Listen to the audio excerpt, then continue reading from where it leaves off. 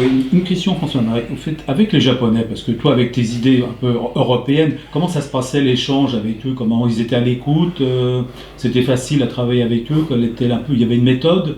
À l'époque, absolument fantastique, parce que c'était avant les ordinateurs, les grandes études de marché, etc. Donc, notre boulot, nous étions trois dans le service de product planning, donc le service qui étudiait tous les nouveaux modèles et les modifications des modèles existants pour le marché européen.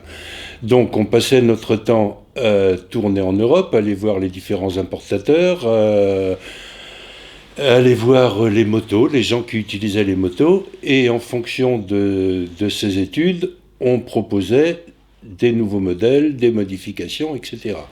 Donc c'est comme ça aussi que je suis venu avec Alain Chevalier, parce que une fois qu'on avait séduit l'usine en lui proposant un projet qui tenait la route et que l'usine était convaincue,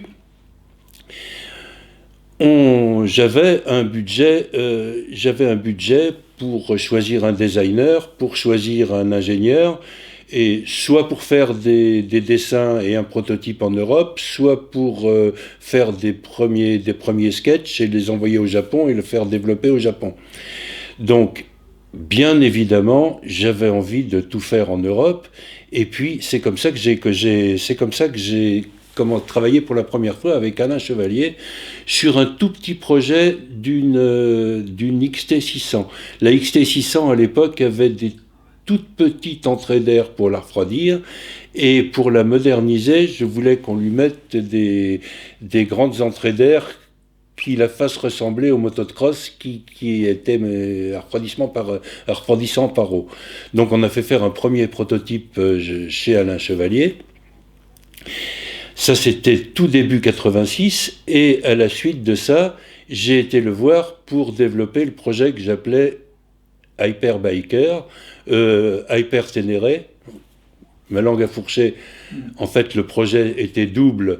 C'était d'une part un gros trail qu'on inventait, puisqu'à l'époque le gros trail n'existait pas. Les seuls gros trails sur le marché, c'était la 600 Ténéré et son équivalent chez Honda, qui était des monocylindres. Et j'avais dans l'idée de faire une deuxième version qui surfe sur la vogue naissante des supermotards, et de faire une deuxième version, l'équivalent de la MT-10 actuelle, avec un moteur 4 cylindres, un tout petit réservoir et juste l'essentiel pour faire une moto fun pour s'amuser. Ça n'a jamais été réalisé.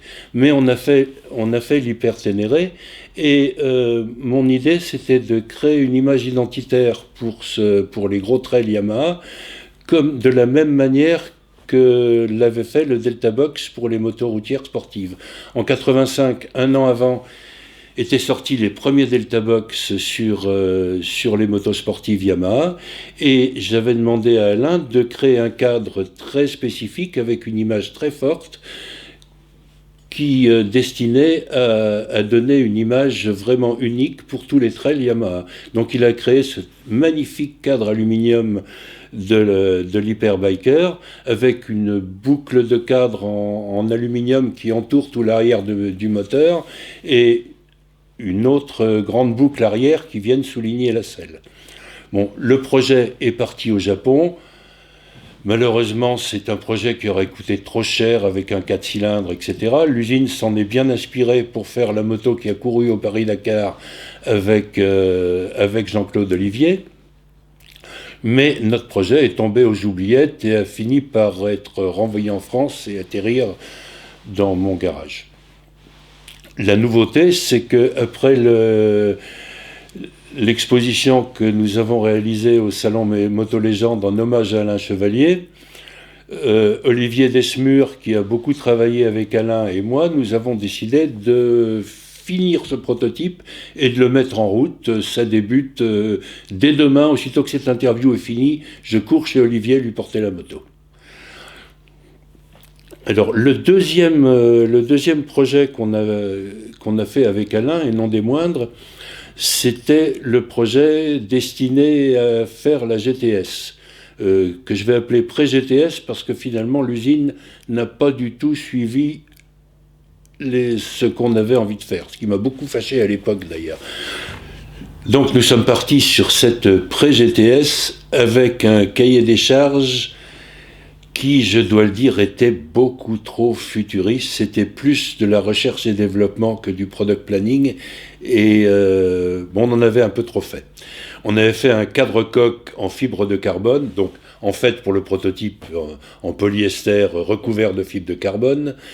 On avait transformé un moteur de FZ avec une transmission par arbre, avec un arbre en fibre de carbone qui avait été fabriqué par Gleiser & Spicer. Il y avait une toute nouvelle suspension avant, développée sur un projet de Robert Victor Trigg. Bob Trigg, c'est l'homme qui a inventé la suspension isolastique chez Norton, qui ensuite est passé chez Yamaha, et nous avons travaillé 30 ans ensemble chez Yamaha avec un énorme plaisir. Donc, Bob a dessiné cette suspension à biellette très spéciale à l'avant, et Alain Chevalier, qui était séduit par ce type de suspension, a réalisé la même chose sur l'arrière avec ce que je lui avais demandé, c'est-à-dire de mettre l'amortisseur transversalement. C'est une solution qui avait été essayée en Grand Prix, qui n'était pas bien du tout pour le Grand Prix, mais par contre, je pensais que sur une moto de tourisme, c'était une solution fabuleuse, parce qu'avec un amortisseur horizontal juste derrière le moteur, ça permettait de gagner plein de place. Et l'idée clé de cette moto, c'était de gagner de la place. N'ayant plus d'amortisseur vertical derrière sous la selle, on y avait mis le réservoir d'essence, ce qui nous permettait d'avoir un coffre à casque à l'intérieur à la place du réservoir d'essence, que j'avais surmonté d'un porte-carte, parce qu'à l'époque, le GPS n'existait pas. Donc, sur le projet final de la GTS, le coffre à casque s'est transformé en coffre à lunettes, et peut-être un gant. J'étais pas content du tout. Bon, cette GTS, elle avait plein d'autres points innovants. Il y en a un qui me tenait particulièrement à cœur, parce que je pense que les gens ont des motos avec des suspensions, avec des réglages infinis dans tous les sens, et personne s'en sert ou rarement. Donc sur la GTS, j'avais demandé à Alain de mettre un bouton au tableau de bord avec 2 positions, solo, duo.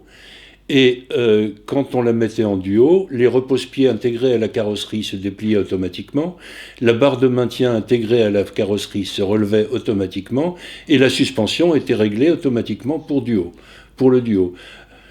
J'avais demandé ça à Alain, je suis revenu une semaine plus tard, c'était fait, et j'ai appris par la suite que Alain, qui était passionné de petites voitures de modèle réduit, il en avait démonté une pour prendre les pièces pour réaliser ce que je lui demandais.